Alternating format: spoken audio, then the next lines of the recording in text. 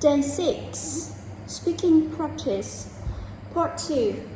Describe an interesting old person you have met. Well, one of the most interesting older people I've met is Mr. Sun, a retired history professor in his late 70s. I met him at a local community center where he volunteered to give lectures on various historical topics. Mr. Sun had a wealth of knowledge and an incredible memory for dates, events, and historical anecdotes. What made him particularly fascinating was his storytelling ability. He didn't just recite facts, he brought history to life with vivid descriptions and personal reflections. He often started his lectures with, "Let me take you back to a time when," and suddenly we were transported to an ancient Rome, medieval Europe, or early 20th century America. Beyond his academic prowess, Mr. Sun had lived a remarkably full life.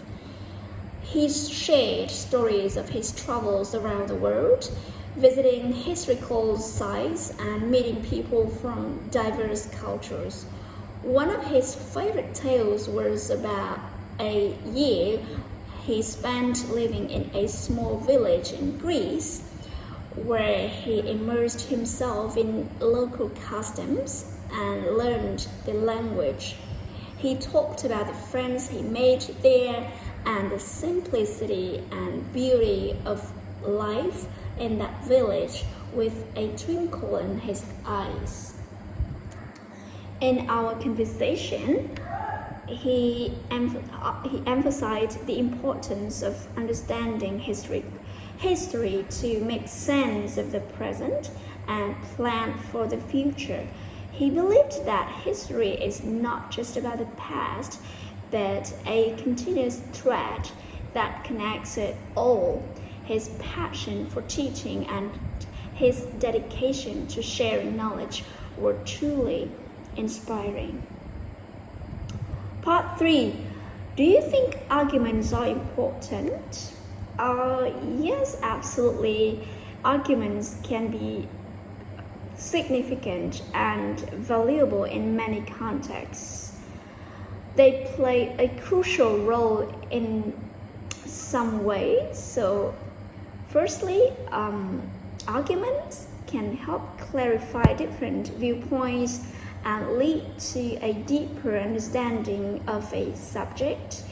Through debate and discussion, individuals can explore and articulate their ideas more thoroughly.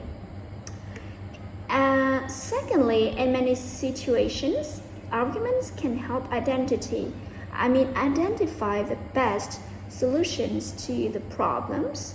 By presenting and critically evaluating different options, a more effective resolution can often be found. Finally, engaging in arguments encourages critical thinking and the ability to analyze information, reason logically, and challenge assumptions. This is essential for making informed decisions. What do family members usually have arguments about? Well, actually, family members can argue about a wide range of topics, often influenced by the dynamics and unique circumstances of each family. So, there are some common areas of disagreement, include finances, household chores, maybe parenting styles, communication issues, or personal habits and behaviors. So, for example, people can, disputes over money are frequent, whether it's about budgeting, spending habits, or financial responsibilities. Or maybe arguments that just arise over the distribution and completion of household tasks and responsibilities. What's more, differences in opinions on how to raise children, discipline them, or make decisions about their education and activities can lead to conflicts in the family. Or maybe misunderstandings, lack of communication, or poor communication styles can cause tension and arguments. Finally, family members might clash over personal habits such as cleanliness, punctuality, or lifestyle choices, so they make arguments mutually.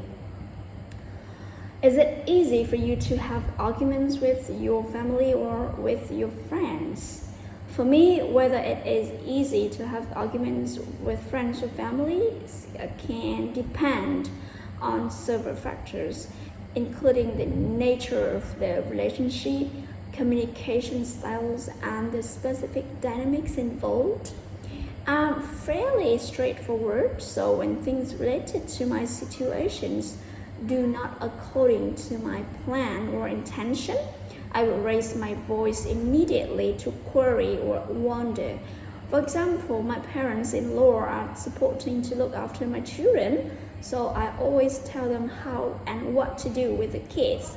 Once they don't follow my requirement, I would tell them the truth, and occasionally I understand that I might cause them hurt. But I believe that's still better than just keeping silent and not letting things slide until the situation becomes too complicated and possibly break down the family bond when it becomes worse. So at the end of the day, I think once everything is resolved, enhancing mutual understanding. Do you think people should change the way they think when having arguments? Well, actually, it depends. I think for a crucial decision, individuals should find great advice to have consideration into the significance. So if they believe in their recommendation, they should change their original mind and experience new ideas by learning. In contrast to personal passion, people should defend their own perspectives rather than following others' guidance in case things may not go according to their plan. This is also their own manner of independence and determination.